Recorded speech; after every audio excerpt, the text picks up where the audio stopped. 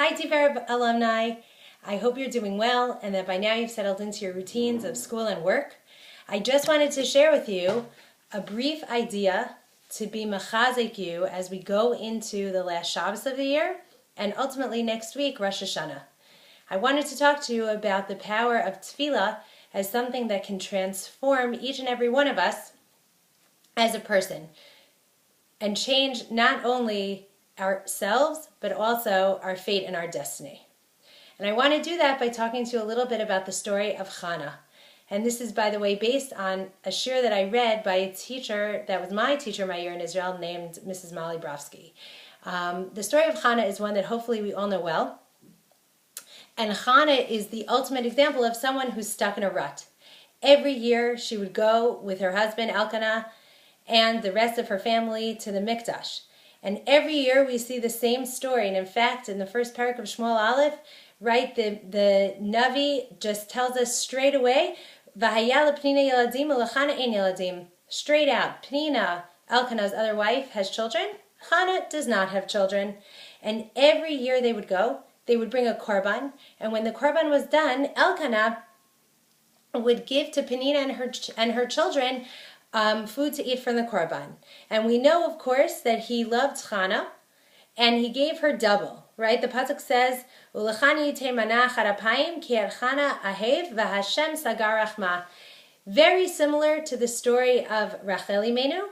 It is clear that Hashem has caused Chana to be unable to have children, and so Elkanah, to try to make up for this, he gives her a double portion.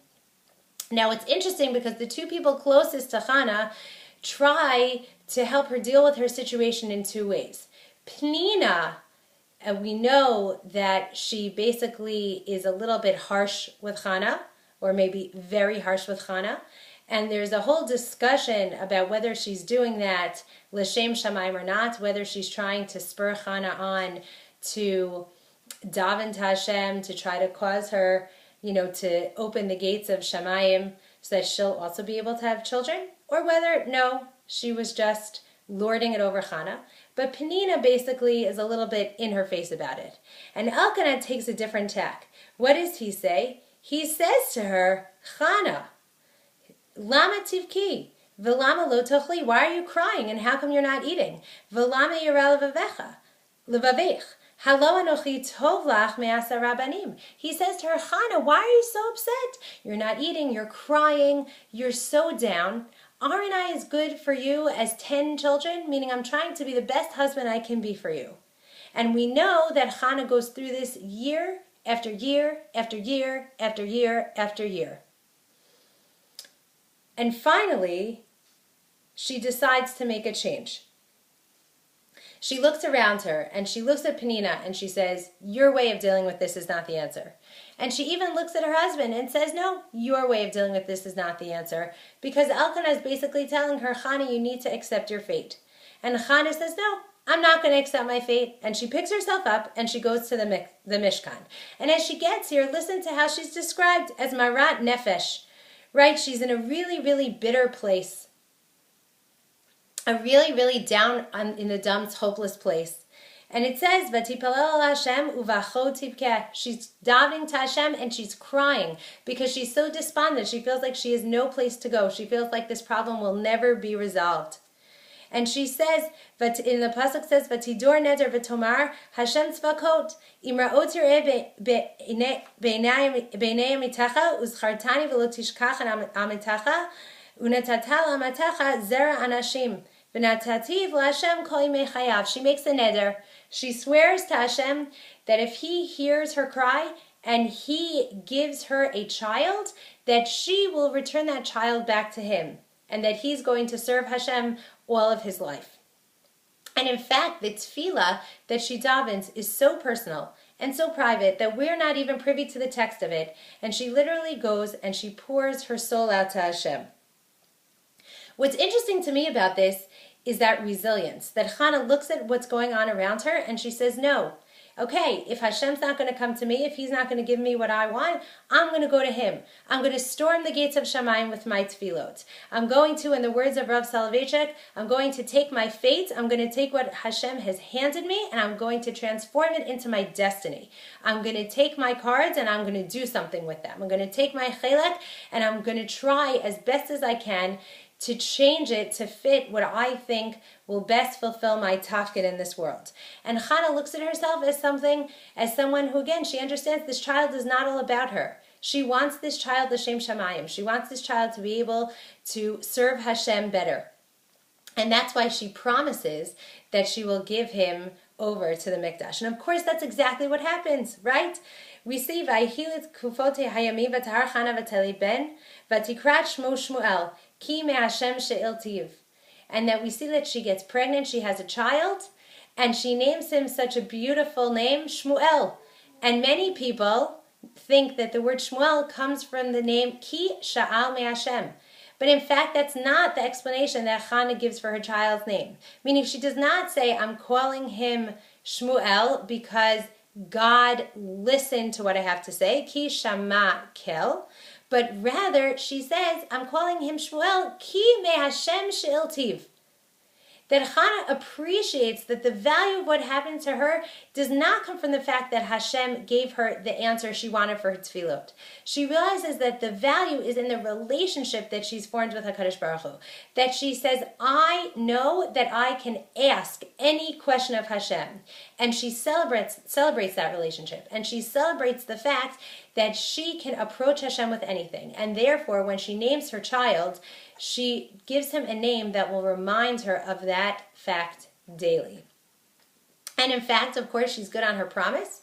She goes to, when he's weaned, she goes back to the Mishkan and she says, El hanar hazehi palalti, vayitena shamli she'et she'elati, asher sha'alti mimo. And there we see the more classic understanding of Shmuel, but basically that she says, okay, I davened for this child and Hashem gave me what I asked for. And in such a beautiful play on words, on the word she'elah, we see that she says, V'gam anochi, hishalteu la'Hashem kol yamim asher haya, hu sha'ul la'Hashem.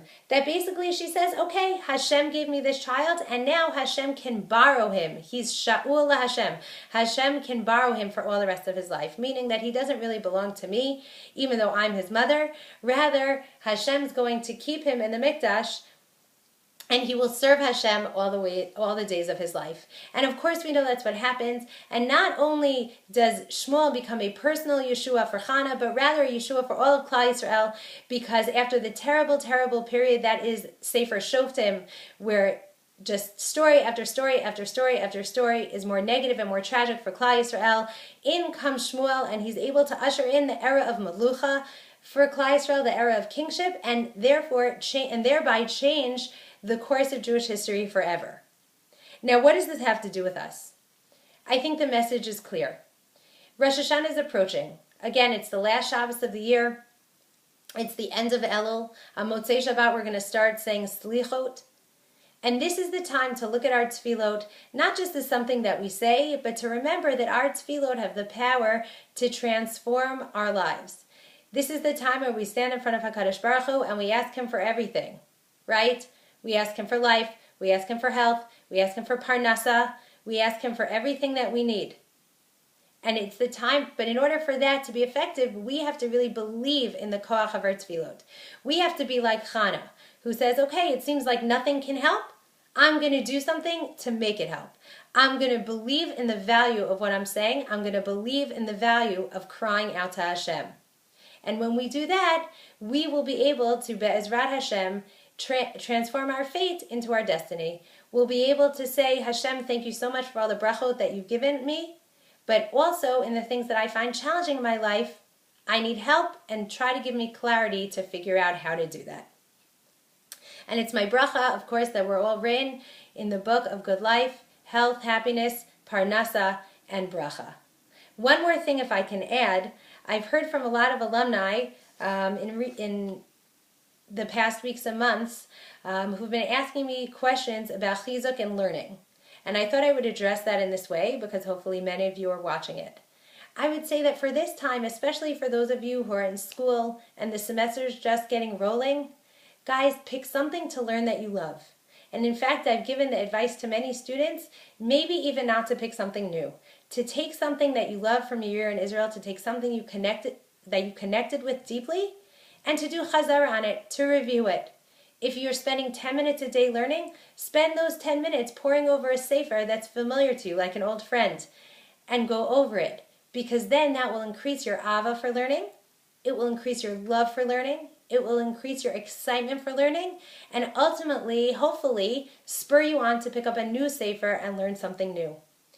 We all know that it's hard when we're busy with things in life, but that little bit of connection is something that's important, and it's something that will keep you strong throughout the year.